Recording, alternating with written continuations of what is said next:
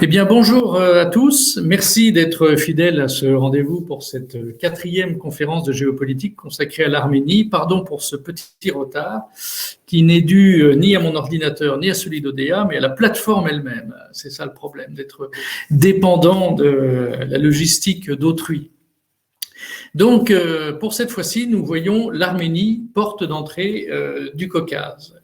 L'Arménie, c'est vrai qu'elle a beaucoup fait parler d'elle à l'automne, ce qui m'a donné l'idée de cette conférence, mais l'Arménie, c'est aussi un des pays les plus anciens du monde, c'est le plus ancien État chrétien au monde, c'est le premier État chrétien en réalité, on va le voir tout à l'heure, et c'est un pays plus que millénaire, multimillénaire, biblique aussi, parce que là, sur cette première photo, vous voyez un drapeau arménien, le titre, l'Arménie, porte d'entrée du Caucase, et derrière le fameux mont Ararat, parce que le mont Ararat, vous savez que des recherches récentes ont confirmé ce que beaucoup de scientifiques et de théologiens savaient, c'est-à-dire que l'arche de Noé a fini sa course, si l'on peut dire, sa navigation, en tout cas au moment du déluge, au sommet du mont Ararat. Et des découvertes récentes ont confirmé cela. Donc, Arménie, porte d'entrée du Caucase, mais également Arménie, pays de la Bible. Et vous voyez cette très belle photo d'une vieille église arménienne. L'Arménie est vraiment constellée de vieilles et magnifiques églises. Et derrière, ce mont Ararat, qui est un déchirement pour les Arméniens. C'est un déchirement parce que le mont Ararat a été volé à l'Arménie et donné à la Turquie. Et donc aujourd'hui, ce mont biblique, ce mont qui est au cœur de l'histoire du christianisme, devrait appartenir à l'Arménie et appartient, hélas, à la Turquie, ce pays au régime si dur pour les chrétiens tout au long des siècles. Et quand je dis dur, le mot est faible, on le verra. Et j'en discutais avec un Arménien il y a 18 mois, lorsque j'ai voyagé en Arménie. Et en voyant ça, je lui dis quand même quelle tristesse pour vous de voir ce mont quotidiennement que les Turcs vous ont volé. Et il me disait oui, c'est vrai, mais d'un autre côté, cette souffrance permanente est aussi une motivation patriotique pour l'Arménie.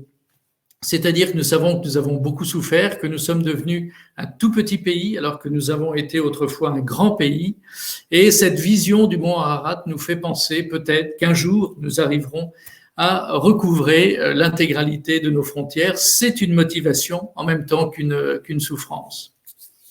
L'Arménie, c'est un patrimoine chrétien unique. J'ai choisi cette photo parmi les multiples églises aussi belles les unes que les autres qui sont très anciennes. Celle-ci parce que elle est particulièrement belle au milieu de ces montagnes. On y accède assez facilement d'ailleurs. Faut pas croire que toutes les routes sont défoncées en Arménie, même si certaines sont défoncées tout de même. Mais celle-là en tout cas était tout à fait accessible. Et vous voyez sur la façade, il y a un escalier qui monte. Et donc, c'est un souvenir personnel que je vous livre pour avoir monté cet escalier qui n'a aucune protection. Ça a l'air de rien vu d'ici. Je vous affirme que quand on est en haut, on se dit que, bon, tout de même, on n'est pas pour trop les mesures de sécurité. Et le principe de précaution ne fait vraiment pas partie de notre philosophie. Mais tout de même, là, on est un peu angoissé. Et pour redescendre, on est très, très prudent. Mais c'est un spectacle magnifique. Ces églises sont somptueuses.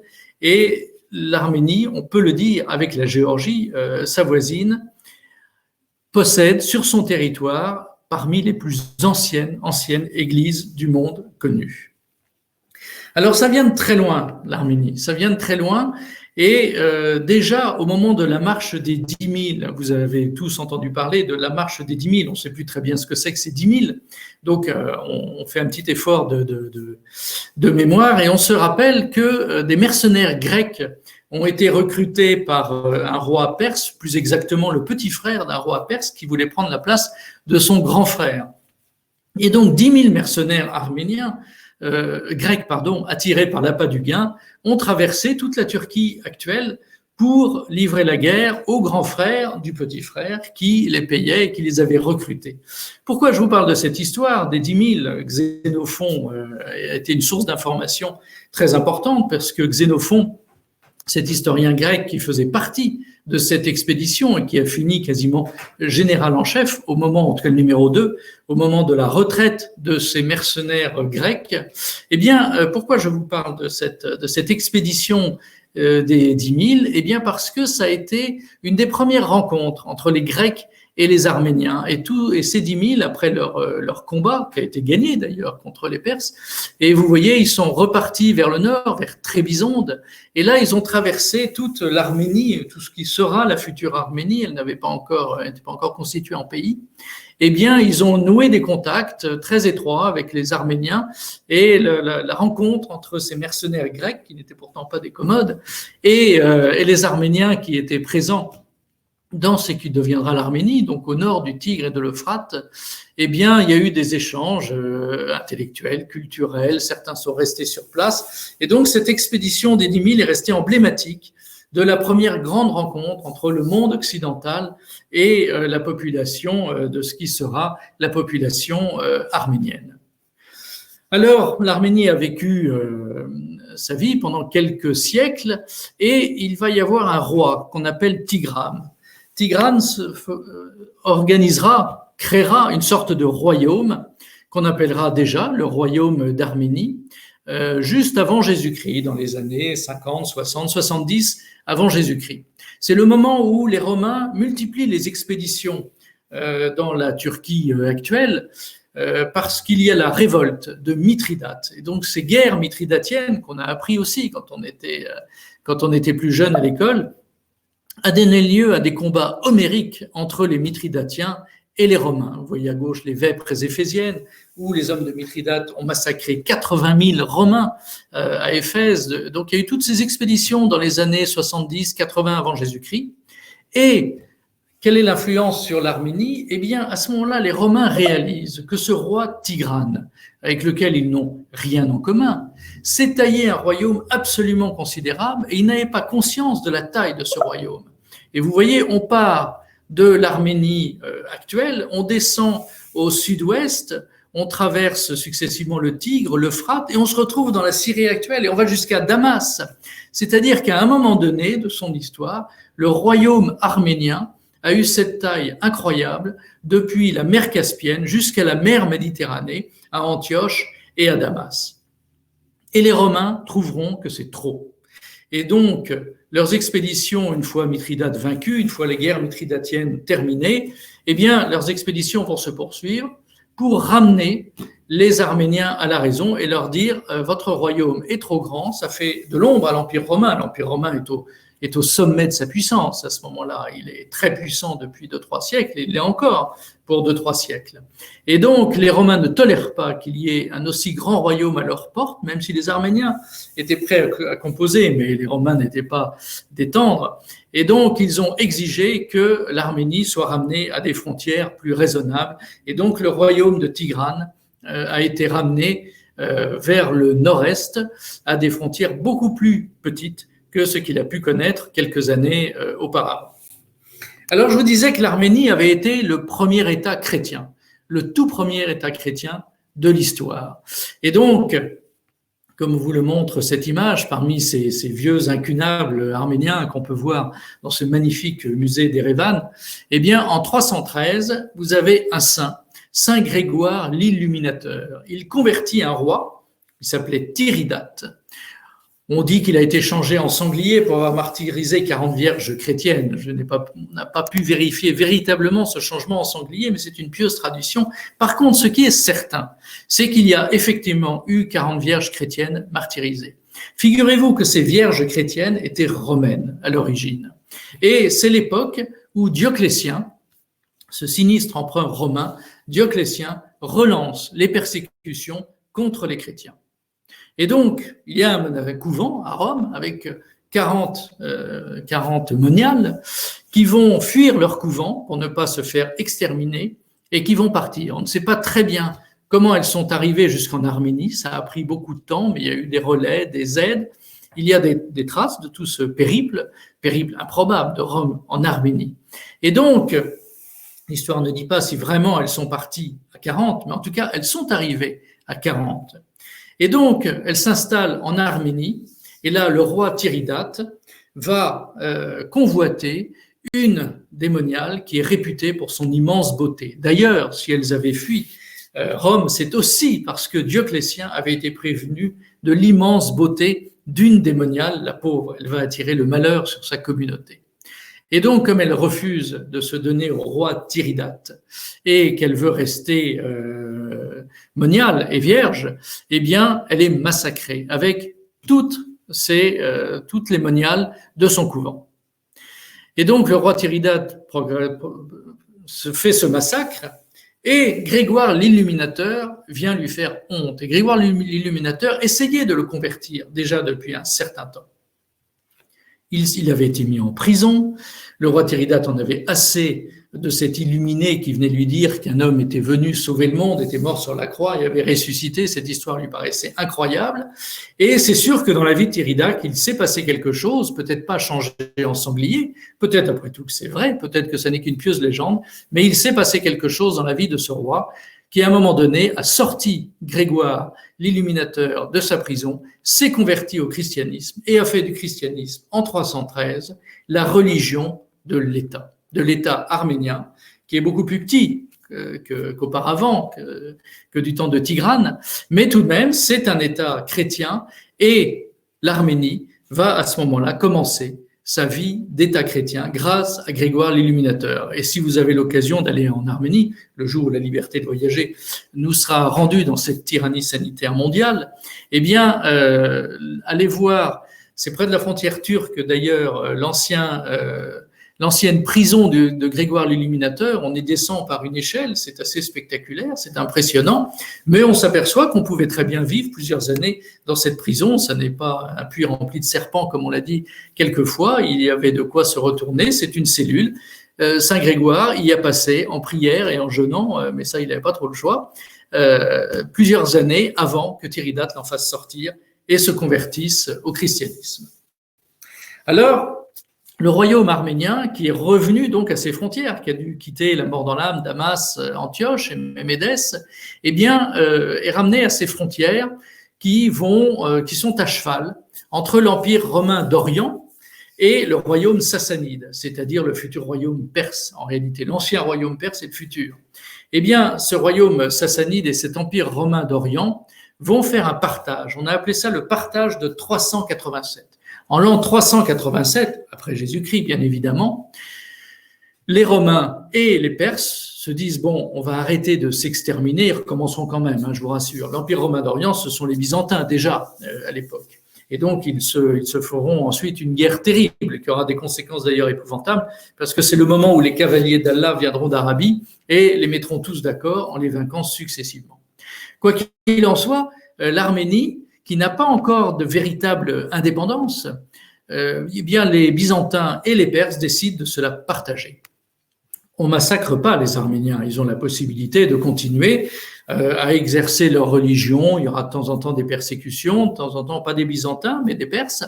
Mais ils arrivent à pouvoir mener une vie d'Arméniens en quelque sorte, pas complètement autonome, pas indépendante du tout, et surtout partagée. C'est le partage entre les Perses et les Romains. Donc vous avez une partie qui est dépendante de l'Empire perse et une partie qui est dépendante de l'Empire romain.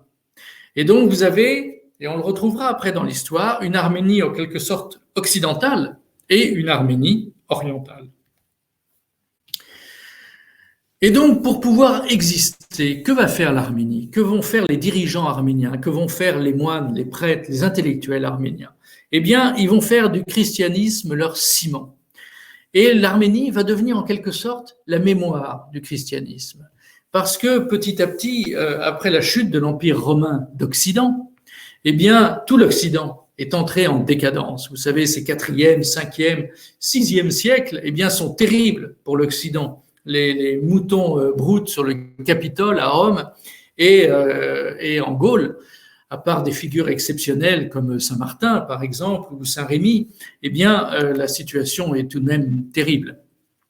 Les couvents, les églises ont été détruits. Il ne reste plus grand-chose de cet héritage chrétien qui commençait à peine à naître.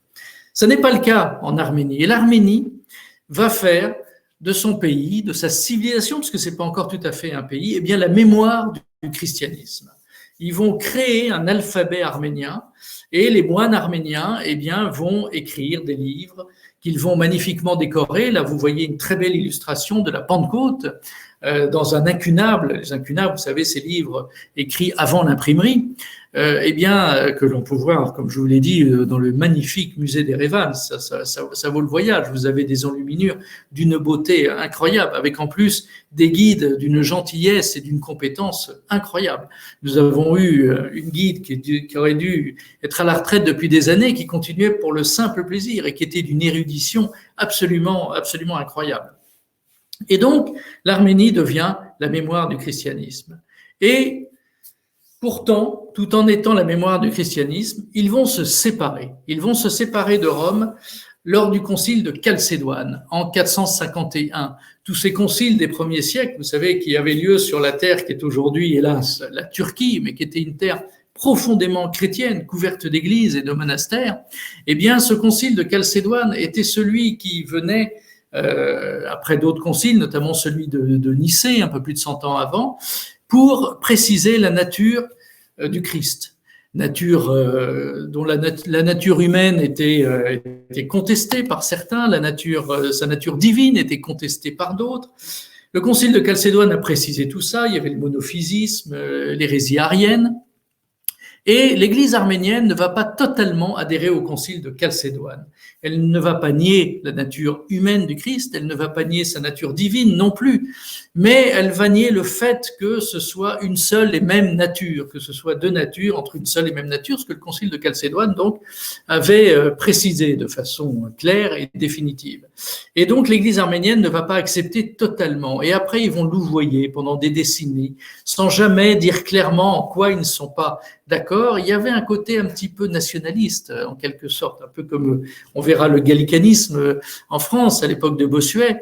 Il y avait un petit côté dire oui, nous les Arméniens, nous sommes quand même à l'origine de tout ça. Est-ce qu'on doit nous donner des ordres? Et ça a des conséquences quand même extrêmement importantes, puisque depuis le concile de Chalcédoine, l'Église arménienne est séparée de Rome. C'est une église schismatique. C'est une église qui s'appelle l'Église apostolique arménienne, qui a conservé alors toutes les apparences d'un mélange de religion orthodoxe et de religion catholique, qui sont très proches des Russes, comme vous savez.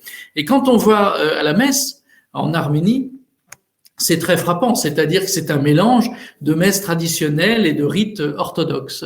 Les femmes d'à côté, les hommes de l'autre, les hommes qui sont à gauche sont plutôt âgés et les hommes considérés comme pas trop vieux, dont j'avais la chance d'être, mais je vous assure que debout au milieu de l'allée, au bout de 2h30, j'avais quand même trouvé le temps un petit peu long et j'aurais bien aimé être un tout petit peu plus vieux pour pouvoir m'asseoir. Mais c'était quand même assez spectaculaire. Alors, comme c'est une église schismatique, il est interdit aux catholiques de communier, mais c'était tout de même une cérémonie parfaitement valide, très intéressante à observer. Après, sur un plan strictement culturel et liturgique, c'était une belle cérémonie. Mais donc, depuis le concile de Chalcédoine, l'Église arménienne s'appelle l'Église apostolique arménienne et tout en ayant vraiment la quasi-totalité des mêmes dogmes, elle reste schismatique alors que dans le fond, nous pensons exactement la même chose. C'est ainsi, l'aspect patriotique de l'Arménie n'est pas étrangère à tout cela.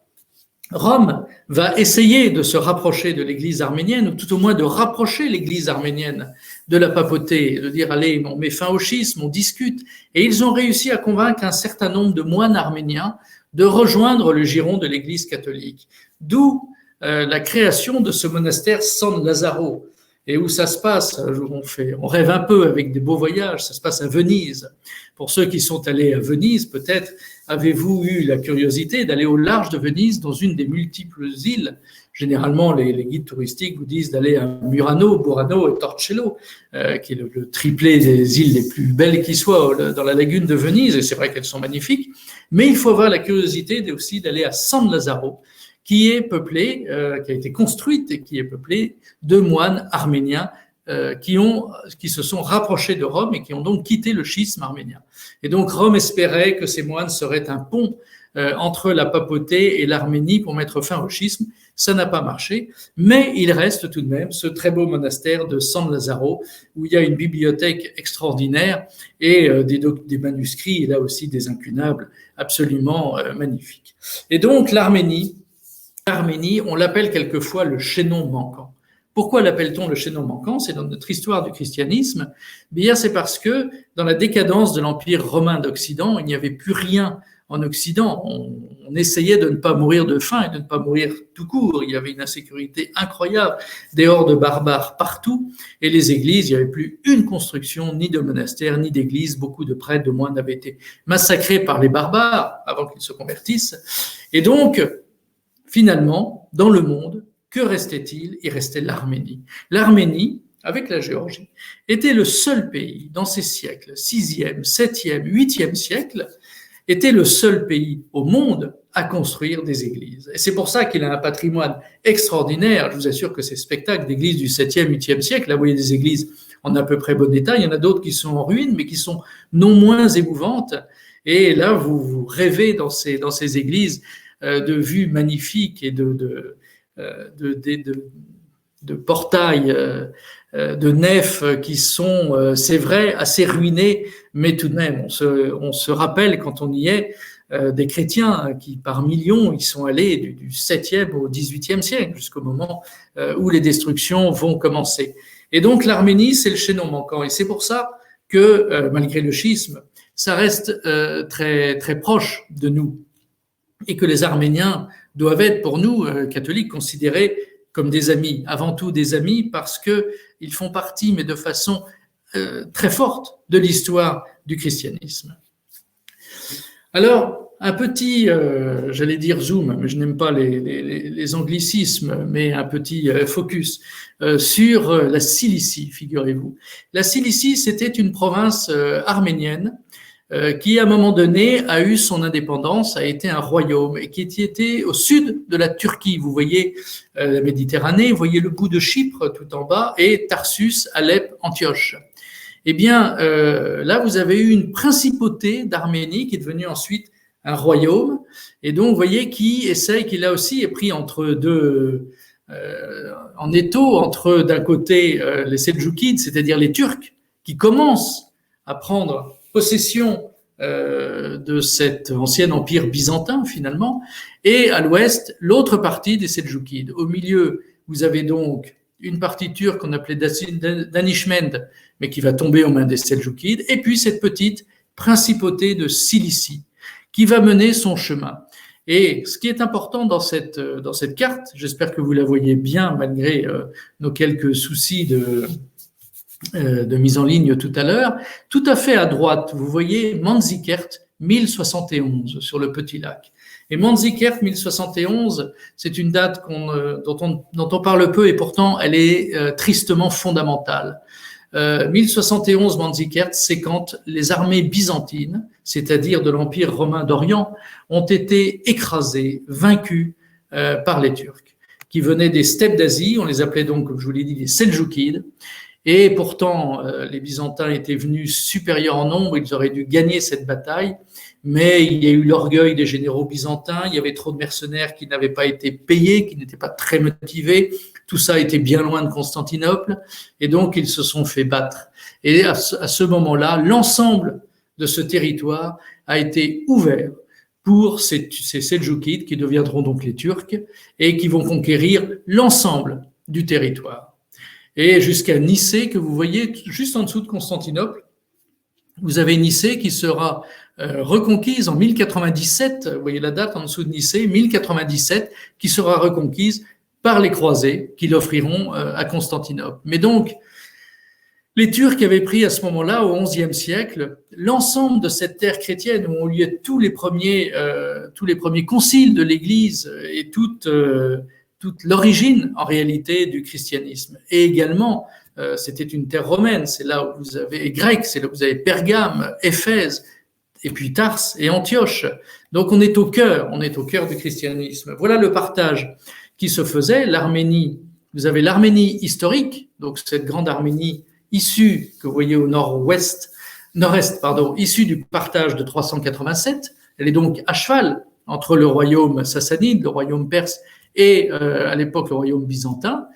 En rouge au milieu, vous avez ce qu'est l'Arménie aujourd'hui, et puis donc tout à fait au sud-ouest, la Cilicie. Vous voyez qu'elle occupait un territoire important, elle était protégée par une grande chaîne montagneuse qu'on appelle le Taurus, et donc cette Cilicie a eu sa vie tout au bord de la Méditerranée, et là, une grande vie chrétienne a eu lieu pendant plusieurs siècles, les rois d'Arménie, avec notamment le tout dernier, Léon, le dernier roi d'Arménie, tout ça se termine au XIVe siècle, avec Léon, dernier roi d'Arménie, et les Turcs qui prennent possession, malgré la protection de la chaîne montagneuse du Taurus, qui prennent possession de la Cilicie. La Cilicie avait noué une alliance avec les croisés, et là, si les croisades avaient réussi, évidemment, la Cilicie n'aurait pas succombé 2 siècles après sous les coups des Turcs, que la haine du christianisme a toujours habité.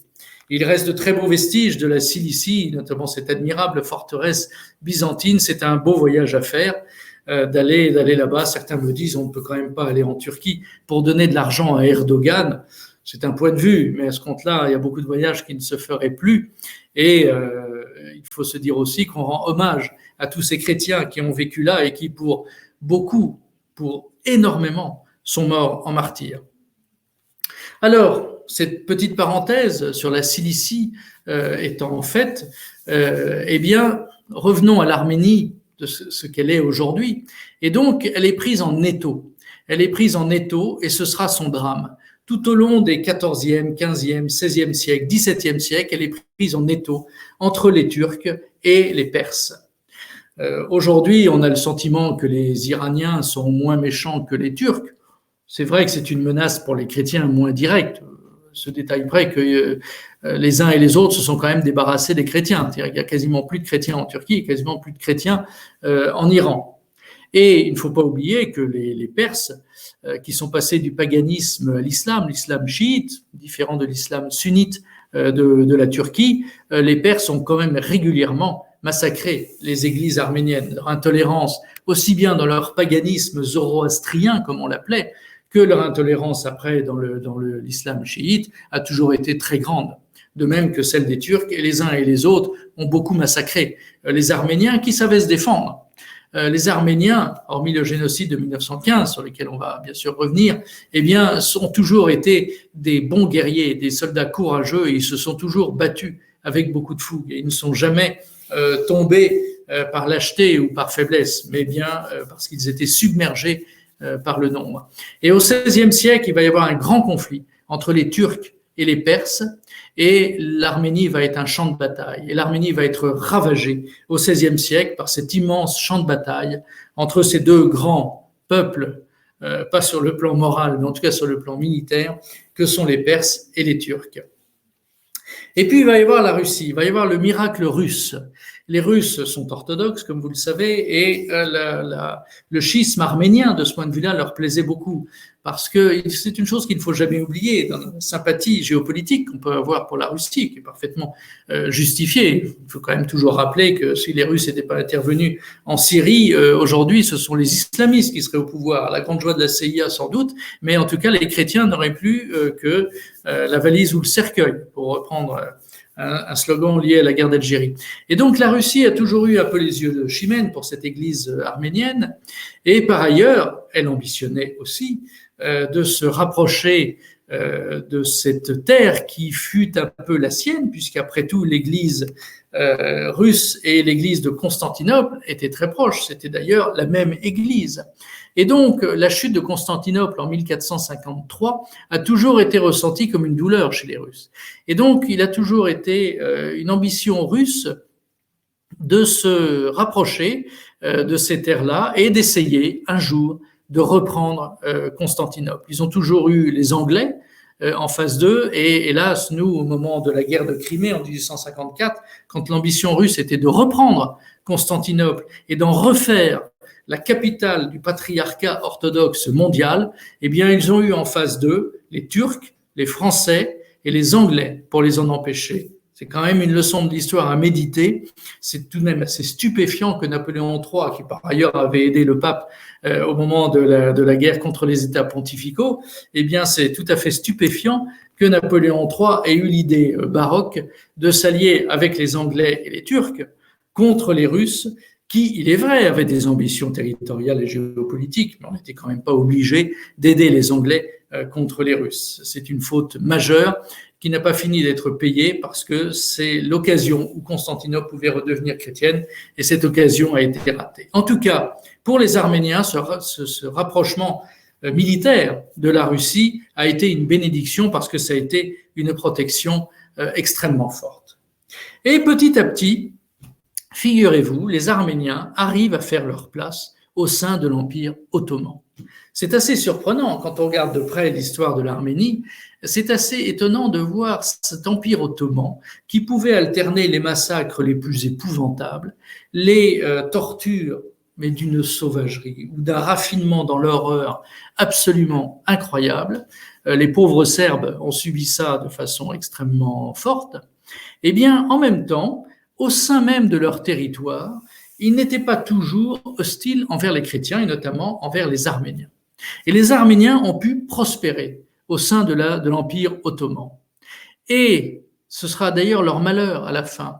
Ils sont tellement travailleurs, tellement habiles. Les Arméniens sont d'immenses commerçants.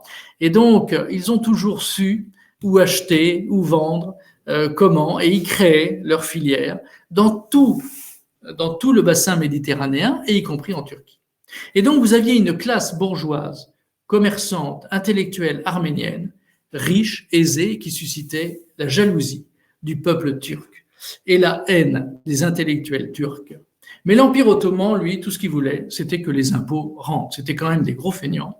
L'Empire ottoman commençait sa décadence. Il n'était plus vraiment au stade de la conquête. L'échec devant Vienne en 1683 sera le dernier acte, en quelque sorte, de cette expansion ottomane, mais même le verre était dans le fruit déjà depuis un moment.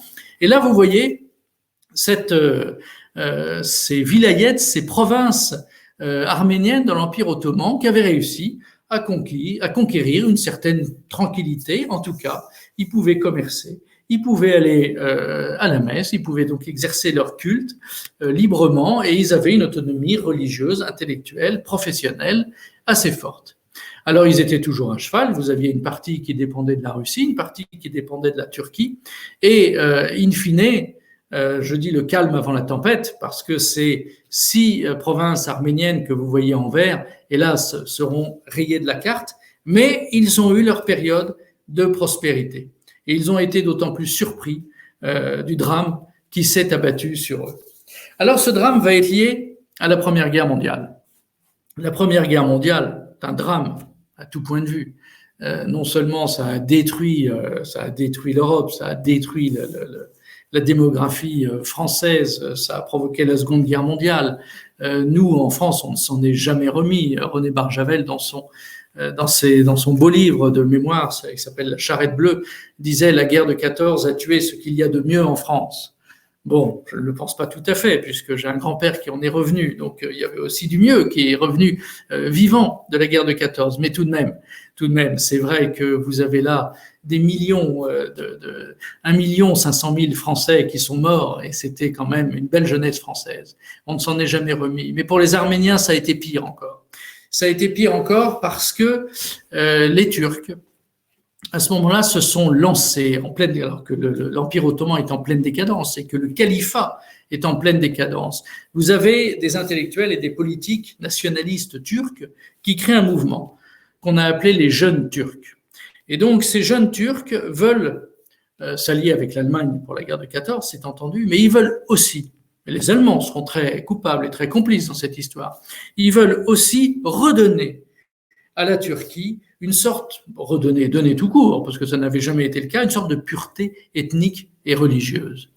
En clair, les Arméniens, qui sont plus de 2 millions à ce moment-là en Turquie, presque 3 millions, n'y ont plus leur place selon la doctrine de ces jeunes Turcs. Et ce sera après la même chose pour les Grecs, mais les Arméniens y jouent un rôle plus important, et donc il faut s'attaquer aux Arméniens. Et donc, ces jeunes Turcs profiteront de la Première Guerre mondiale pour, en 1915, lancer l'épouvantable génocide qu'ils refusent toujours de reconnaître contre les Arméniens. Et ces premiers martyrs, vous voyez, ce sont des intellectuels de Constantinople qui seront stupéfaits, ils seront arrêtés un beau matin chez eux et pendus dans la journée, tous. Et vous avez des milliers d'Arméniens de Constantinople qui vont tous être pendus en 2 ou 3 jours. Ceux-là, ce sont les premiers, ils se sont attaqués aux hommes politiques et aux intellectuels ceux qui auraient pu provoquer une révolte. Ils ont été extrêmement surpris. Il y avait pourtant des signes annonciateurs. Et donc, je ne veux pas leur jeter la pierre, surtout pas d'avoir été surpris, mais tout de même, les Arméniens, un certain nombre, en 1914, un certain nombre avaient déserté l'armée turque pour rejoindre les Russes, en disant c'est l'occasion de se débarrasser des Turcs. Très bien. Mais les 9/10 ont accepté la mobilisation turque et sont allés dans l'armée turque en disant après tout, on vit sur le territoire turc, c'est bien normal. Alors ça les embêtait bien d'aller faire le coup de feu contre les Russes, évidemment. Mais tout de même, ils avaient accepté. Et puis tout à coup, on les a désarmés, tous. Tous les soldats arméniens ont été désarmés sur le thème « On n'est pas sûr de vous, vous allez trahir parce que vous allez sans doute vous rapprocher de vos frères orthodoxes russes, de vos frères chrétiens russes. Nous n'avons pas confiance. » Et en fait, les avoir désarmés, c'était prémédité, c'était après pour tous, les exterminer. Et donc, dans toute la Turquie, vous avez l'organisation des colonnes de la mort. Et ces colonnes de la mort, vous les voyez du nord-ouest, de Constantinople, le chemin épouvantable qu'ils ont dû parcourir pour aller finir pour les derniers survivants, vous voyez, tout au sud, dans la Syrie actuelle, autour du désert de Deir ez-Zor. C'est là où les derniers milliers d'Arméniens survivants de ces épouvantables colonnes de la mort sont morts de faim et de soif. Et donc, les petites flèches que vous voyez au nord-est sont ceux qui ont réussi à s'enfuir. Il y en a qui ont réussi à s'enfuir vers l'Arménie, protégée par la Russie à ce moment-là, vers la Géorgie, un peu vers l'Iran qui ne les a pas massacrés. Donc, vous avez quand même 200 ou 300 000 Arméniens, ceux de l'Est, qui ont réussi à s'enfuir. Pour les autres, ça a été très difficile et seuls quelques milliers sont arrivés à Alep. Et il y a encore une colonie arménienne à Alep, et de là sont allés à Damas ou à Beyrouth. Vous avez des colonies arméniennes importantes à Beyrouth ou à Damas. Mais il y en a quelques milliers, quelques dizaines de milliers. Le gros, 1 500 000 ont été massacrés dans des conditions épouvantables par les Turcs. Donc, on les ramassait dans les villages et par colonnes entières, ils partaient, hommes, femmes, enfants, vieillards. Et ceux qui étaient trop fatigués, on les abattait à coups de pioche ou d'une balle dans la tête. Et puis de temps en temps, pour s'amuser, il y avait un cours d'eau et donc tous devaient se mettre nus pour traverser le cours d'eau, surtout les femmes. Et puis ensuite, une fois que les gardiens turcs s'étaient amusés avec les femmes, ils les crucifiaient toujours nus. Et donc, il ne faut jamais oublier ça, parce que non seulement ils ont fait un génocide, mais ils l'ont fait, alors on dirait, est-ce que vraiment ça a de l'importance? Oui, quand même. Ils ont mis des raffinements de cruauté, de haine. C'est épouvantable. Ce génocide est vraiment abominable. Et donc, le peuple arménien a souffert comme peu dans cette année 1915. Les Occidentaux le savaient un peu, mais à peine. En 1915, vous imaginez, on était dans les offensives de Champagne, nous-mêmes, on avait des milliers de morts tous les jours. Et pourtant, vous avez des diplomates courageux, anglais, arméniens, russes, qui ont alerté, qui ont dit il se passe des choses. Vous avez des mémoires de certains prêtres et moines qui ont assisté à ça et qui ont écrit, qui se bougeaient pour alerter. Mais il n'y a rien eu à faire. Les Allemands ont laissé faire. Lâchement, la responsabilité allemande est écrasante. Et dans tous les endroits, notamment ce petit village que vous voyez là, eh bien, qui étaient les supplétifs des Turcs? Eh bien, c'était les Kurdes. Les Kurdes et les Turcs s'entendaient extrêmement bien à l'époque. Et donc, vous avez des dizaines de milliers, des centaines de milliers de Kurdes qui ont aidé à ce génocide. Et vous savez pourquoi ils faisaient ça? Parce que c'était originellement des feignants. Je suis désolé de le dire aussi brutalement, mais c'était ça. Et c'est-à-dire que les Kurdes jalousaient la prospérité arménienne qui était due à leur travail et pas par l'héritage, uniquement par leur travail, et eux-mêmes ne travaillaient pas. Et donc, ils vivaient misérablement et ils ont volé toutes les demeures des Arméniens qu'ils avaient chassés. Et ils s'installaient, aussitôt les Arméniens massacrés, ils s'installaient dans leurs maisons. Et aujourd'hui, vous avez dans le sud-est de la Turquie, eh bien, des villes et des villages entiers peuplés de Kurdes, alors qu'avant, ils étaient totalement peuplés d'Arméniens. Et donc, quand je lis des reportages, des articles sur les bombardements, les attaques turques contre les Kurdes, parce qu'ils se sont fâchés depuis et que les médias occidentaux s'émeuvent en disant ces pauvres Kurdes qui souffrent, vous me pardonnerez, mais j'ai du mal à m'émouvoir. Alors, il y avait 3 coupables. Il y avait 3 coupables principaux. Ce sont eux, les 3 Turcs, qui ont planifié le génocide. Talat Pacha, Enver Pacha, Djemal Pacha. Le premier et le troisième ont été assassinés par des Arméniens. Dans les années qui ont suivi, dans les années 1920-1921, une organisation secrète arménienne a été créée à Constantinople, notamment dans la clandestinité évidemment la plus absolue, et des volontaires. Alors, il y a eu beaucoup de maladresse, que ce n'étaient pas des professionnels, mais des volontaires arméniens, des survivants, ceux dont toute la famille avait été massacrée, quelquefois sous leurs yeux, eh bien, ont entrepris de traquer à travers l'Europe ces trois génocidaires. Donc, Talat Pacha et Djemal Pacha ont été assassinés. Talat Pacha en Allemagne, où il avait trouvé refuge, évidemment. Djemal Pacha, j'avoue que je ne sais plus. Et au milieu, Enver Pacha, lui, il a été plus courageux.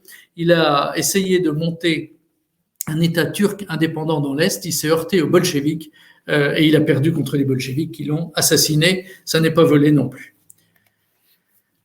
Alors, l'Arménie, à ce moment-là, au sortir du génocide, se retrouve un tout petit pays sous la protection russe. Mais un autre drame arrive, que vous connaissez, 1917, la révolution bolchevique, autre drame dû directement à la guerre de 14, qui est quand même une des choses les plus épouvantables qui soit arrivée pour l'Occident chrétien, enfin pour le christianisme tout court. Et donc, ces Arméniens sont abandonnés par les Russes qui s'en vont parce que les bolcheviks sont en pleine guerre civile contre les Blancs et ils ont autre chose à faire que de s'occuper de l'Arménie. Ils y reviendront après, mais ce n'est pas encore le moment. Et donc, les Turcs, profitant du désordre de la fin de la guerre, 1917, 1918, eux-mêmes sont en pleine décadence, mais se disent quand même, un dernier réflexe génocidaire contre l'ennemi arménien, se disent c'est l'occasion de régler son compte définitivement à l'Arménie et nous allons envahir l'Arménie. Et donc, une armée turque marche plein est vers l'Arménie actuelle. Et au moment où on pense que l'Arménie va perdre, au moment où on pense que tout est perdu, il va y avoir la divine surprise, une victoire à Sardarabad, au sud d'Erevan. Et là, vous avez des volontaires arméniens que vous voyez là, et qui ont gagné contre cette bataille décisive contre les Turcs. S'ils avaient perdu, il n'y aurait plus d'Arménie aujourd'hui. Mais ils ont gagné, ils ont repoussé les Turcs, qui, il est vrai, étaient affaiblis par 4 ans de guerre. Et donc, l'Arménie a été sauvée. C'était l'occasion, à la fin de la Première Guerre mondiale, de mettre fin à cet immense pays turc. Et vous voyez ici cette carte entre le traité de Sèvres et le traité de Lausanne. Et le traité de Sèvres de 1920 avait bien réduit la portion de la Turquie, c'est-à-dire qu'il perdait toute la région de Smyrne à l'ouest, qui devenait grecque, et il y avait une grande Arménie qui était là, et puis un Kurdistan qui était créé, donc il y aurait beaucoup moins de problèmes géopolitiques. Et puis, les Turcs se sont battus sous la houlette de Mustafa Kemal et l'Occident, évidemment, a renié ce traité. On a fait un autre en 1923, le traité de Lausanne, beaucoup plus favorable à la Turquie, et les malheureux Grecs ont été chassés de Smyrne dans des massacres épouvantables, là aussi. Et donc, l'Arménie, au sortir de la Première Guerre mondiale, j'ai mis tout petit mais vivant. Oui, ce pays est tout petit, mais il vit. Il vit alors qu'il aurait pu disparaître et il est là, coincé entre la Turquie et l'Azerbaïdjan. Et vous voyez ce petit enclave rouge, le Haut-Karabakh, à côté de l'Arménie, dont on va reparler tout à l'heure. Vous avez tous entendu parler, évidemment. Vous avez suivi avec tristesse ce qui s'est passé à l'automne dernier dans la guerre du Haut-Karabakh. Mais au moins l'Arménie a réussi à préserver une petite partie de son territoire. Alors, jusqu'en 1991, jusqu'à la chute de l'Empire soviétique, l'Arménie va être une des républiques socialistes soviétiques, URSS, Union des républiques socialistes soviétiques. Donc, elle est là avec sa capitale, Erevan, Sevan, avec ses 6 jolies églises que je vous ai montrées tout à l'heure. Tout en bas, vous avez le Nakhichevan, qui était peuplé d'Arméniens, entre parenthèses. On dit aujourd'hui, il n'y a que des Azerbaïdjanais. Ben oui, mais s'il n'y a que des Azerbaïdjanais, c'est bien parce qu'on a fichu dehors les Arméniens qui y étaient, quand on ne les a pas massacrés. Et donc, vous avez cette Arménie qui est là, et vous avez le problème du Haut-Karabakh. Et le Haut-Karabakh, qu'est-ce que c'est ? C'est une enclave arménienne, mais qui, il est vrai, était en territoire azerbaïdjanais. Alors, le Haut-Karabakh avait toujours dit aux Soviétiques, mais nous, on n'a rien à voir avec l'Azerbaïdjan. On est arménien, on n'est pas azerbaïdjanais, on est chrétien, on n'est pas musulman chiite. Donnez-nous l'autonomie. Et les Soviétiques n'ont jamais voulu. Pourquoi ils n'ont pas voulu ? Parce que Staline avait estimé que dans ses relations et avec les Turcs et avec l'Azerbaïdjan, qui n'était pas indépendante, qui était une autre république socialiste soviétique, c'était mieux de ne pas se compliquer la vie avec cette enclave et de dire, écoutez, vous êtes avec l'Azerbaïdjan, vous vous arrangez avec eux, moi je veillerai à ce qu'ils ne vous massacrent pas. Venant de Staline, c'était cocasse, mais le fait est que le Haut-Karabakh a tenu à peu près jusqu'en 91 sans être massacré. Ça n'a pas été le cas dans d'autres régions d'Azerbaïdjan. Et donc, en 1991, qu'est-ce qui se passe? Eh bien, l'Azerbaïdjan obtient son indépendance, puisque l'Empire soviétique s'effondre, n'existe plus. La Géorgie, vous voyez au-dessus, obtient son indépendance, et l'Arménie aussi. Et l'Azerbaïdjan dit, le Haut-Karabakh, c'est à nous. Et l'Arménie est bien embêtée, et le Haut-Karabakh dit, moi je me proclame indépendant. C'est l'autoproclamation de l'indépendance en 1991. Alors une guerre va éclater entre l'Arménie et l'Azerbaïdjan. C'est la première, qui va durer jusqu'en 1994. Et cette fois, l'Arménie va gagner largement. Elle va mettre une pilée, en réalité, à l'Azerbaïdjan. Pourquoi? Parce qu'ils sont à égalité d'armement. Et le combattant arménien, c'est autre chose que le combattant d'Azerbaïdjan. Donc, ils gagnent. Et ils permettent au Haut-Karabakh d'avoir son indépendance, de justifier en quelque sorte son indépendance. Eux non plus ne vont pas faire dans la dentelle. Vous voyez autour, là, dans le numéro 2, tout autour du Haut-Karabakh, en rose pâle, vous avez des territoires azerbaïdjanais qui ont été contrôlés par les forces arméniennes. Et pour ne pas être embêtés, les Arméniens ont expulsé les Azerbaïdjanais vers l'Azerbaïdjan. Lorsque Poutine est arrivé au pouvoir en 2000, il dira aux Arméniens, vous savez cette histoire du Haut-Karabakh, c'est bien, vous avez raison, mais tous les territoires autour que l'Azerbaïdjan réclame et qui étaient peuplés d'Azerbaïdjanais, vous les avez expulsés. Attention, c'est un vrai problème. C'est un problème, c'est un bâton de dynamite et un jour ou l'autre, ça va ressortir. Vous devriez négocier avec l'Azerbaïdjan et rendre ces territoires. Et à ce moment-là, on pourra s'arranger pour le Haut-Karabakh plus facilement. Et les Arméniens, sûrs de leur force, ont toujours dit non. Non, le Haut-Karabakh sera encerclé par l'Azerbaïdjan, ce qui n'est pas faux. Et donc, jamais on ne rendra ces territoires qui sont pour nous une zone tampon essentielle. Et les Russes disent, oui, mais vous avez expulsé là 100 ou 200 000 Azerbaïdjanais. D'accord, vous ne les avez pas massacrés, mais vous les avez expulsés et ils sont là dans toute l'Azerbaïdjan et ils crient vengeance. Un jour ou l'autre, les ennuis arriveront. Et alors, c'est arrivé à un moment... On ne l'attendait pas forcément, mais dans ces moments-là, évidemment, depuis 1994, c'est arrivé en 2020. Ce n'était pas forcément prévu, mais c'est comme ça que ça s'est passé. Eh bien, l'enchaînement s'est passé de la façon suivante.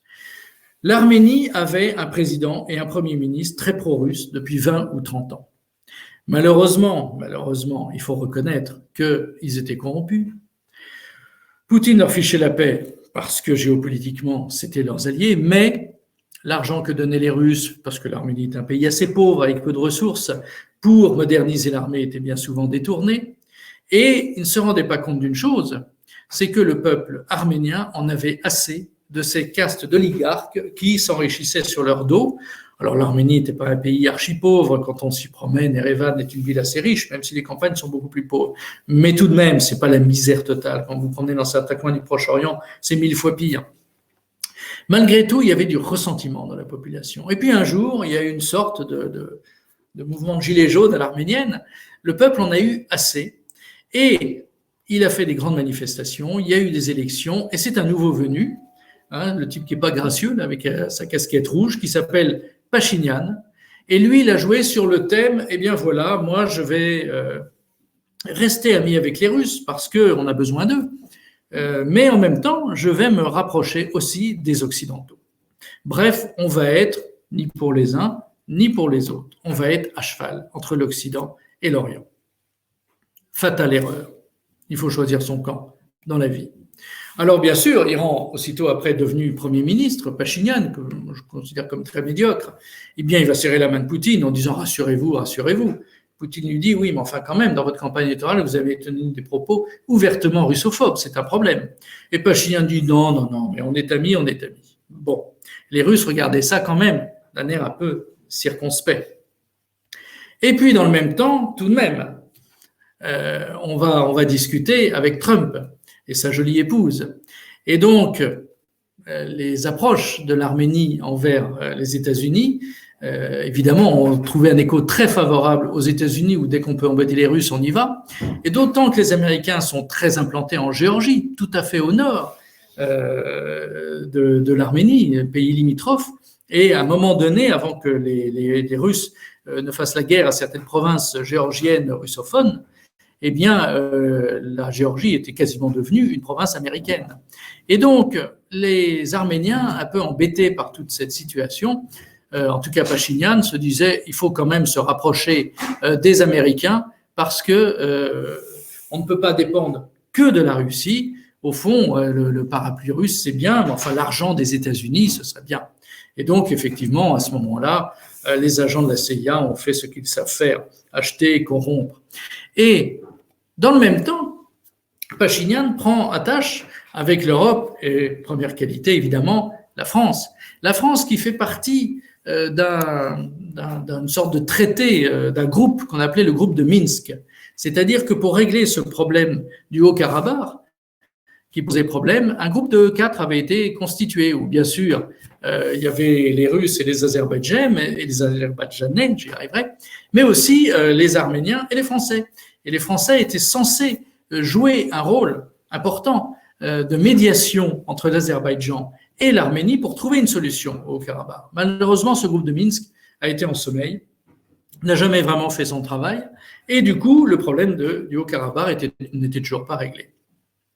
Alors Pachinian a quand même souhaité rencontrer Macron, qui, vous voyez, l'étreint très chaleureusement. C'est très curieux, cette manie qu'a Macron d'étreindre les gens de cette façon-là, ça m'a toujours stupéfié. Quoi qu'il en soit, le soutien fut très théorique, puisqu'on l'a vu au moment de la guerre, la France a été totalement absente de ce conflit. Et donc, à l'automne dernier, eh bien, l'Azerbaïdjan a attaqué. Elle a attaqué par le sud. Elle a attaqué pour récupérer ses territoires occupés, mais aussi le Haut-Karabakh. Parce que l'objectif, c'était de tout prendre. Et les territoires tampons, et en même temps le Haut-Karabakh, dont elle n'a jamais accepté l'indépendance. Alors, les premiers jours, les attaques sont puissantes, mais l'armée arménienne semble résister. Et l'armée arménienne, en réalité, c'est surtout l'armée du Haut-Karabakh, c'est-à-dire quand même un tout petit pays et une toute petite armée. Et donc, en face, il y a l'armée de l'Azerbaïdjan beaucoup plus importante. Et surtout, ce qui va tout changer, ça va être les drones turcs. On les appelle des drones turcs. En réalité, je devrais dire les drones vendus aux Turcs par les Israéliens, d'une part, et par les Occidentaux, d'autre part. Parce que les Turcs ne fabriquent pas des drones aussi perfectionnés. Et donc les drones turcs qui ont commis des ravages au cours de cette guerre ont été essentiellement vendus par les Israéliens et par les Occidentaux. Vous avez des composants canadiens, américains, hollandais, vous avez tout dans ces drones extrêmement efficaces. Et les Arméniens vont perdre cette guerre à cause des drones. Les drones vont faire des ravages sur leurs blindés. Ils se sont dit naïvement, exactement comme en 1991 à 1994. Ils se sont dit, nos fantassins sont les meilleurs, ce qui est vrai, et nous avons beaucoup de chars vendus par les Turcs. Ce ne sont pas les chars de dernière génération vendus par les Russes. Ce ne sont pas des chars de dernière génération, mais tout de même. Eh bien, le problème, c'est que les drones turcs, eux, étaient si perfectionnés qu'ils ont fait des ravages dans les blindés arméniens. C'est ce qu'on appelle avoir une guerre de retard. Les Arméniens, dans cette affaire, avaient une guerre de retard. Alors ils se sont dit, bon, les Russes vont venir nous aider. Mais dans le même temps, et là vous voyez le vainqueur à gauche, Erdogan, et à droite, Aliyev. Pourquoi je vous montre Erdogan? Mais parce que c'est Erdogan qui est à l'origine de l'offensive de l'Azerbaïdjan contre l'Arménie. Erdogan a dit à Aliyev, le dictateur azerbaïdjanais, on nous fait croire que c'est une démocratie, c'est une blague, le dictateur azerbaïdjanais a été poussé par Erdogan à attaquer. Erdogan lui a dit, je vous livre tous les drones que vous voulez, je vous envoie des conseillers militaires et nous allons battre l'armée arménienne. Alors les Arméniens se sont dit, bon, mais les Russes vont venir nous aider. Mais là, il y a une subtilité géopolitique qui leur a échappé. C'est que l'Azerbaïdjan a également une alliance avec la Russie. Et la Russie a des millions et des millions de musulmans à gérer sur son territoire. Il ne faut jamais oublier une chose, c'est que la plus grande mosquée d'Europe se situe non pas à Strasbourg pour la prochaine, que nos amis verts prévoient de subventionner, mais à Moscou. Quand on dit Strasbourg sera la plus grande mosquée d'Europe, pour l'instant, la plus grande mosquée d'Europe est à Moscou. Pourquoi est à Moscou? C'est pas du tout parce que Poutine est pro-musulman, mais on comprend la géopolitique russe que lorsque on se met une fois pour toutes en tête que s'il a des convictions, Poutine et les dirigeants russes d'une façon générale, et les dirigeants soviétiques, c'était pareil. Il y a une mentalité d'un pays, quelles que soient les idéologies. Eh bien, ils sont avant tout pragmatiques. Ils ont un immense empire à gérer, un immense territoire à gérer. Tout le long de leur frontière sud, tout le long du Caucase, vous avez des pays totalement musulmans. Le Turkménistan, l'Ouzbékistan, le Kazakhstan, totalement musulmans. Ils ont eu des guerres terribles contre les Tchétchènes. Le Daghestan bouge sans arrêt. Et donc, ils savent qu'ils ne peuvent pas déclarer une guerre à l'islam. Or là, s'ils avaient actionné leurs drones et leur aviation à eux, c'est sûr que les Russes mettaient une pilée à l'armée de l'Azerbaïdjan en une semaine. Comme ils ont mis une pilée aux islamistes syriens, qui étaient autrement plus redoutables que l'armée de l'Azerbaïdjan, qui ne vaut d'ailleurs pas grand-chose. À part massacrer et détruire les églises, ils ne savent pas faire grand-chose. S'ils ont su lancer des drones, mais ce sont avant tout des officiers turcs qui leur expliquaient comment il fallait faire. Eh bien, cette action militaire que les Arméniens espéraient que les Russes auraient, mais les Russes ne l'ont pas envisagé une seconde. Il n'était pas question de déclarer la guerre à l'Azerbaïdjan. D'autant que les Russes, depuis 15 ans, expliquaient aux Arméniens, vous avez tort, rendez ces territoires autour du Haut-Karabakh et on s'arrangera pour le Haut-Karabakh. Les Arméniens n'ont pas voulu. Donc non seulement ils avaient une guerre de retard, je ne les charge pas, je les aime beaucoup, j'étais très triste de tout ça, mais je pense que là, ils n'ont pas vu le danger auquel ils étaient exposés. Et donc Erdogan a été jusqu'au bout dans son soutien à Aliyev, le dictateur de l'Azerbaïdjan, parce qu'il a recruté et envoyé sur le front des milliers d'islamistes syriens. Vous savez que la Syrie a deux provinces où les miliciens islamistes pullulent, la province d'Idleb dans le nord-ouest de la Syrie, qui est quasiment autonome, co-gérée par les Turcs et par Hayat Tahrir al-Sham, un mouvement islamiste qui est le successeur du Front al-Nusra, celui dont Laurent Fabius disait qu'il faisait du bon boulot.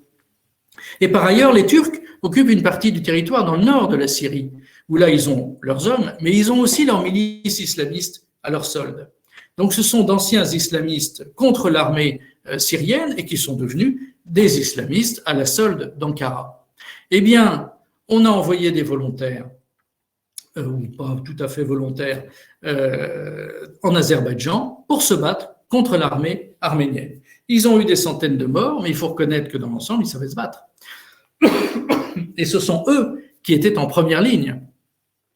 Et donc, ils ont beaucoup contribué à la victoire de l'Azerbaïdjan, mais n'oublions pas une chose, avant tout, ce sont les drones qui ont gagné. Donc là, vous voyez le drapeau syrien, le drapeau turc, et allons-y, les islamistes tous ensemble, Erdogan, les miliciens islamistes syriens pro-Ankara et l'armée azerbaïdjanaise, et tout ça a gagné la guerre contre les malheureux Arméniens. Alors Poutine, pendant ce temps-là, avec son brillantissime ministre des Affaires étrangères, Lavrov, pour lequel j'ai une tendresse particulière parce que je le trouve suprêmement habile et intelligent, eh bien, ils avaient essayé d'imposer 2 ou 3 cessez-le-feu au milieu des combats. Mais c'était des tentatives où ils savaient bien que ça ne marcherait pas, parce que l'armée de l'Azerbaïdjan progressait, les Arméniens, au prix de lourdes pertes, reculaient, tenaient quand même, hein, ils ont chèrement vendu leur peau. Et puis au bout d'un moment, les intentions de l'armée azerbaïdjanaise sont apparues clairement, c'est-à-dire on va reprendre l'ensemble du Haut-Karabakh. Et heureusement, malheureusement, signe du destin, au moment où Aliyev dit à Lavrov, pas question, on continue jusqu'au bout, et que les Russes se disent, bon, il faut quand même les arrêter parce qu'ils ne vont pas reprendre tout le Haut-Karabakh, eh bien à ce moment-là, il y a un avion russe, un avion de chasse russe, qui est en territoire arménien et qui se fait abattre par un drone de l'Azerbaïdjan. 3 hommes d'équipage sont morts, l'Azerbaïdjan est épouvanté de son erreur, et se dit c'est vraiment une erreur, c'est pas comme Erdogan 5 ans avant en Syrie qui avait fait absolument exprès. Là, ils n'ont pas fait exprès du tout, ils sont bien embêtés et eux ont très peur des Russes qui sont à leur porte. Et ils se disent aïe aïe aïe, qu'est-ce qui va nous arriver? Et Poutine leur dit je passe l'éponge, mais maintenant vous venez tous les deux à Moscou, Aliyev pour l'Azerbaïdjan et Pachinian pour l'Arménie, et on signe un cessez-le-feu. Alors le cessez-le-feu est signé, l'Azerbaïdjan récupère les territoires qu'elle avait perdus, donc c'est ce que vous voyez en hachuré bleu ou vert. Ensuite, la partie sud du Haut-Karabakh, reconquise par l'armée de l'Azerbaïdjan, hélas, passe à l'Azerbaïdjan. Et dans le reste du Haut-Karabakh, le nord du Haut-Karabakh, eh bien, 5000 soldats russes sont déployés pour assurer la paix. Et ils sont déployés pour 5 ans, jusqu'en novembre 2025. Que va-t-il se passer dans 5 ans? Les Azerbaïdjanais disent, eh bien, c'est très clair, l'ensemble du Haut-Karabakh sera à nous dans 5 ans. Les Russes disent, ouais, c'est pas sûr, et les Arméniens disent, jamais. Bon. Donc on verra, j'espère que d'ici là, les Arméniens auront la bonne idée de moderniser leur armée, d'arrêter de détourner l'argent et eux aussi d'acheter des drones. Quand je pense que l'armée française a mis des années pour des raisons éthiques à utiliser des drones au Sahel contre les islamistes de tous bords, c'est assez sidérant. Il y a quelquefois des pudeurs de jeunes filles chez les Occidentaux qui sont absolument sidérants. Quoi qu'il en soit, nos adversaires sont moins bêtes, utilisent les drones et notamment les Turcs et les Azerbaïdjanais. Il ne faut pas oublier qu'aujourd'hui, gagner une guerre sans des drones, c'est quasiment impossible. Donc, il faut que l'Arménie, effectivement, modernise son armée. En attendant, Poutine a réussi, en effet, à imposer son cessez-le-feu. Ça n'est que provisoire. Alors, je suis ça de très près, quasiment tous les jours, non tous les jours, je peux même vous dire, il y a très peu d'incidents. Il y a très peu d'incidents. Les Azerbaïdjanais respectent à peu près les frontières parce qu'il y a l'armée russe. Et l'armée russe, elle, de son côté, n'a finalement pas trop de difficultés à maintenir la paix dans la partie qu'elle est censée protéger. Au début, il y a eu beaucoup d'exactions dans la partie du Haut-Karabakh reconquis par l'Azerbaïdjan. Vous avez peut-être vu pour certains ces images sur Internet avec ces cimetières arméniens profanés, les croix défoncées à coups de pied, des églises saccagées. Et donc, assez vite, le monde entier s'est ému, et surtout, ce qui n'a pas provoqué grand émoi à Bakou, capitale de l'Azerbaïdjan, mais surtout les Russes ont dit maintenant ça suffit, parce que si vous continuez, nous on va se fâcher. Parce que même s'ils sont pragmatiques et même s'ils ne veulent pas faire la guerre à l'Azerbaïdjan, il n'est pas question non plus que des églises soient profanées. Alors la Turquie, donc, est la grande vainqueur de cette histoire. Beaucoup d'incertitudes à venir, mais regardez cette carte. J'espère encore que vous voyez bien, mais je pense que oui. Vous voyez la Turquie. Qu'est-ce qui l'empêchait d'avoir accès à la mer Caspienne que vous voyez, la Caspienne? Je suis désolé, mais la plupart des cartes sur Internet, c'est en anglais. Je ne sais pas pourquoi, mais bon. Donc, vous avez la mer Caspienne et plus loin, Turkménistan, Ouzbékistan, Kazakhstan, c'est-à-dire le Caucase pur et dur, le Caucase musulman, peuplé pour beaucoup de Turkmènes. C'est pas pour rien qu'on l'appelle le Turkménistan, c'est-à-dire la même ethnie que les Turcs. Et donc, ils se sentent pousser des ailes, nos amis turcs, nos amis avec beaucoup de guillemets. Ils se sentent pousser des ailes parce que, eh bien, la porte ouverte vers la mer Caspienne leur était fermée. Fermée par qui? Par l'Arménie. Et donc, ce verrou arménien qui saute un jour, mais c'est formidable. Alors, pour l'instant, il n'a pas sauté. Je pense que les Russes ne laisseront jamais l'Arménie disparaître.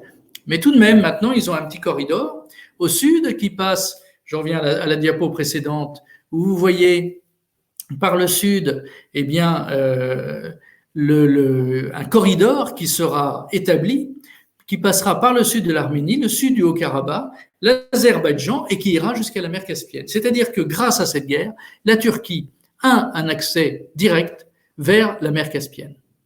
Et donc, au passage, l'Azerbaïdjan, dont la capitale est Bakou, vous voyez, en français on dit B-A-K-O-U, eh bien, il y a beaucoup de pétrole dans la mer Caspienne et beaucoup de gaz.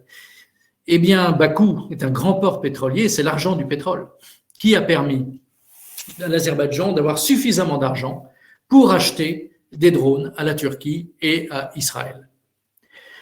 Et donc, ils ont construit un grand oléoduc qui part de l'Azerbaïdjan, qui contourne évidemment soigneusement l'Arménie, donc qui passe par la Géorgie. C'est pas pour rien que nos amis américains, grands alliés des Turcs, se sont intéressés de très près à la Géorgie. Et donc vous avez un oléoduc qui part d'Azerbaïdjan, qui traverse la Géorgie et qui redescend au sud-ouest de la Turquie pour arriver tout près de la frontière syrienne à un grand port pétrolier turc.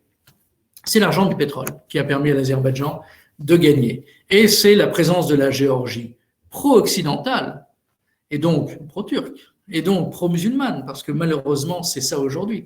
Et c'est une des raisons pour lesquelles les Américains, effectivement, se sont beaucoup intéressés à la Géorgie. C'est une des raisons aussi pour lesquelles les Américains, y compris Trump, ont ménagé la Turquie de façon incroyable dans tous les incidents des dernières années.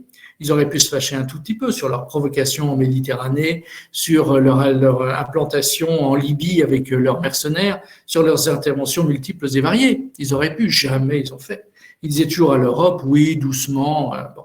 Et maintenant, c'est le paradoxe, bien que Biden soit quelqu'un pour lequel on ne peut guère avoir de sympathie, eh bien, Ankara est embêté de l'élection de Biden. Ankara aurait préféré que Trump soit réélu parce qu'il savait qu'avec Trump, ils avaient une paix royale.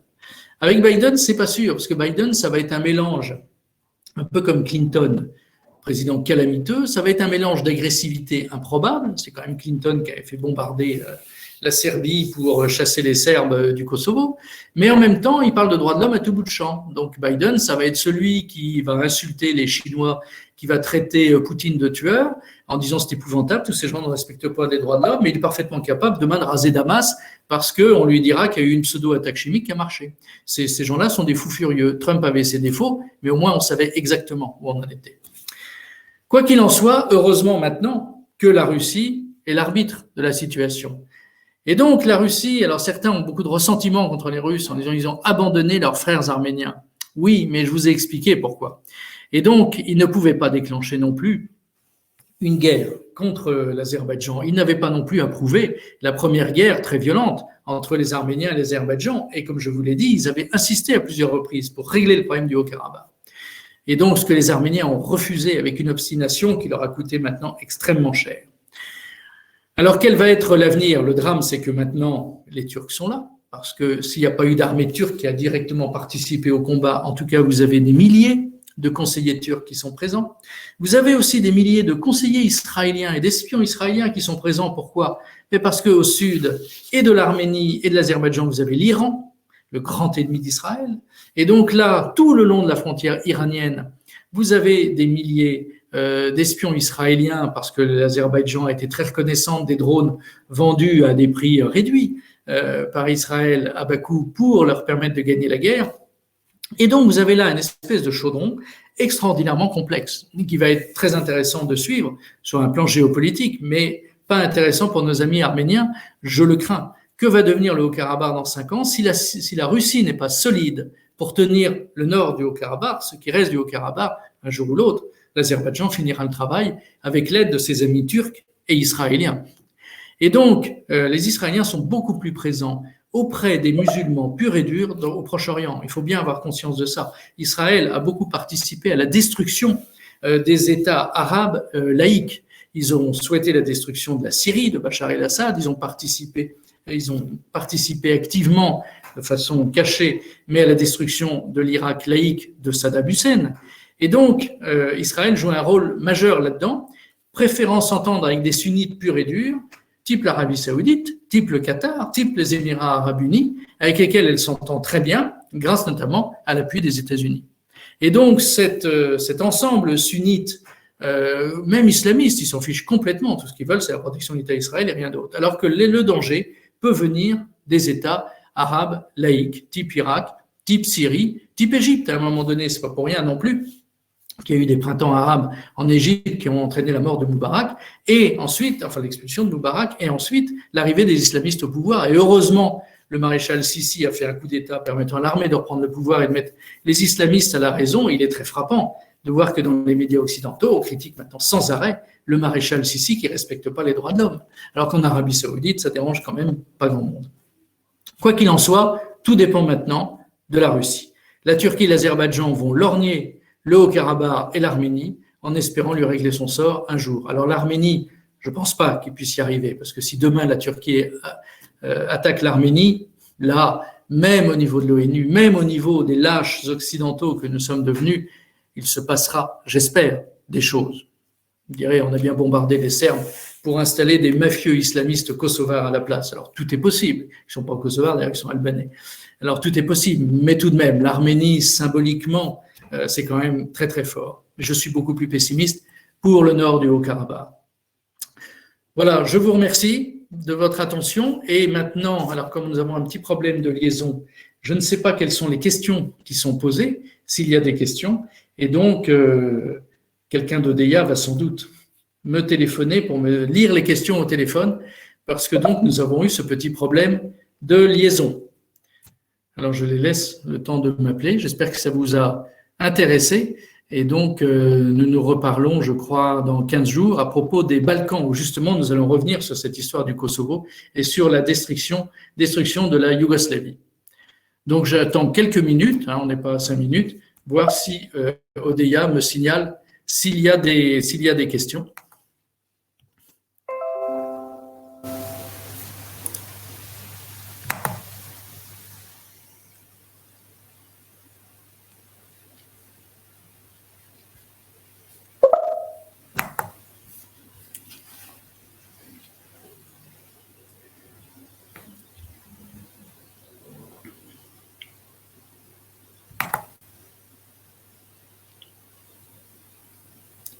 Ah, alors j'arrive à avoir des questions.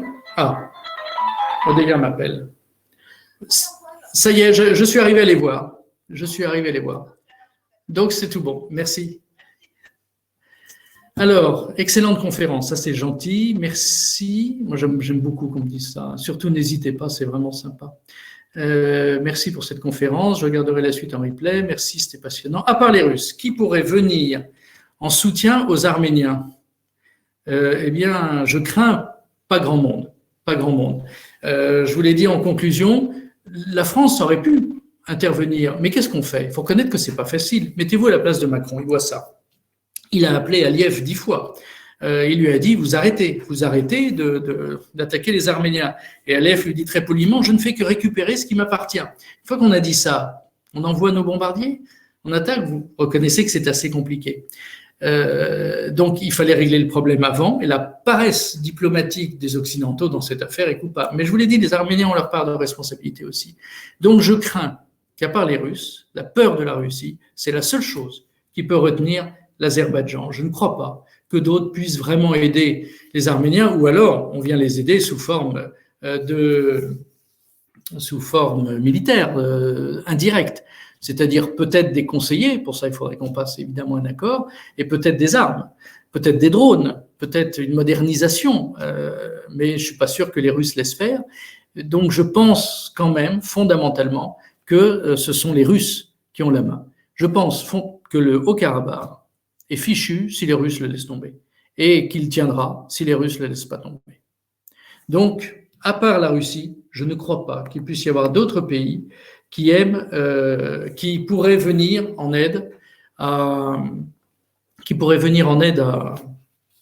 l'Arménie. Alors, je lis une autre question. Quel bon livre peut-on lire sur ces questions? Alors, il y en a plusieurs, mais si vous voulez, monsieur, qui m'écrivait cette question-là, envoyez-moi un petit mail, et puis comme ça, je vous répondrai. Et je vous ferai une petite sélection de livres. Donc, je vous rappelle mon mail, j'ai aucun problème pour qu'on m'écrive des mails, c'est toujours sympathique. Delacoste-Antoine, tout attaché, @gmail.com. Donc, delacoste-antoine@gmail.com.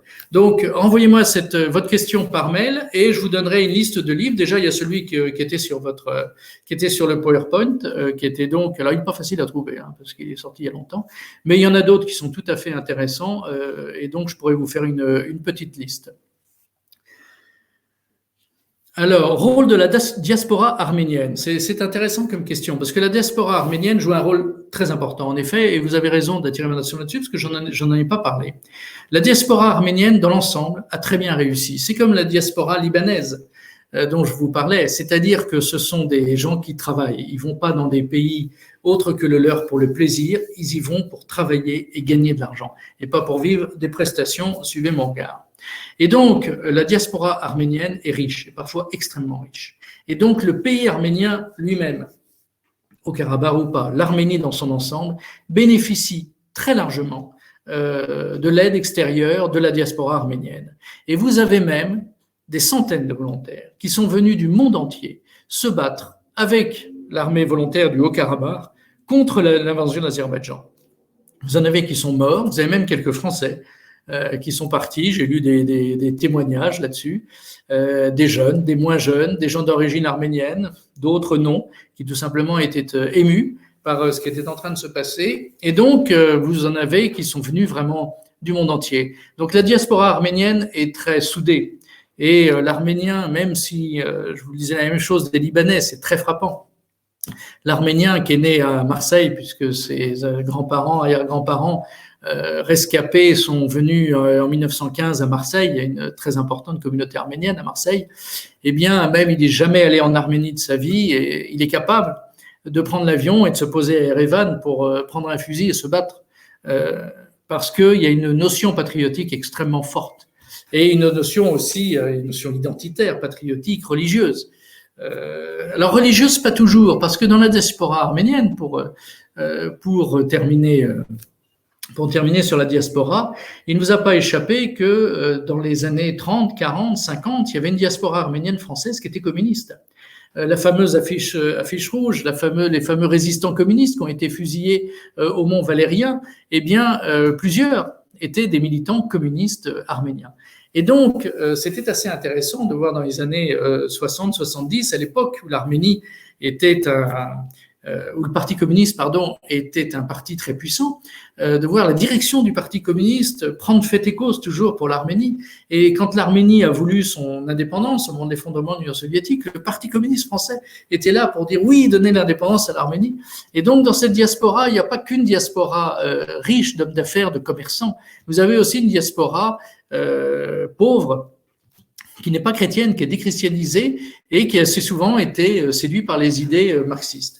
Et donc, que ce soit sur le plan intellectuel, sur le plan politique, sur le plan financier, la diaspora arménienne, c'est quelque chose de tout à fait fondamental. Et tout comme le Liban, il y a plus d'Arméniens à l'extérieur de l'Arménie qu'en Arménie.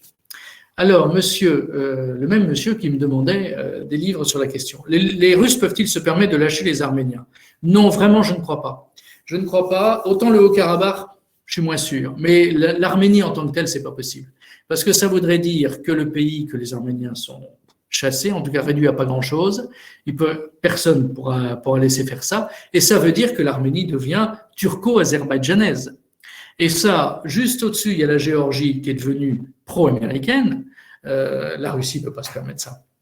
Donc là, je pense qu'ils iront assez loin, mais j'observe aussi avec inquiétude qu'aucune mesure particulière n'a été prise pour, depuis, moderniser l'Arménie. Vous me direz, l'armée arménienne, vous me direz, c'est très très récent, c'est un peu tôt, et c'est vrai que les Russes en ont beaucoup voulu à Pachinian d'avoir tenu les propos russophobes sur le thème. Ah oui, on est méchants, débrouillez-vous maintenant.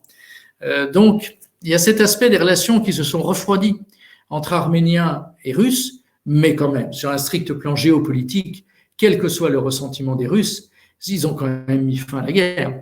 Donc, s'ils ont mis fin à la guerre avant même que le Haut-Karabakh soit repris en totalité, ce qui n'aurait pas manqué d'arriver, eh bien, je ne crois vraiment pas que les Russes peuvent se permettre de lâcher les Arméniens. En tout cas, ils sont tranquilles pour 5 ans, et on a 5 ans pour observer ce qui va se passer. Et d'ici là, l'Azerbaïdjan et la Turquie, bien évidemment, n'attaqueront l'Arménie. Ça, pour le coup, ça coûterait beaucoup, beaucoup trop cher.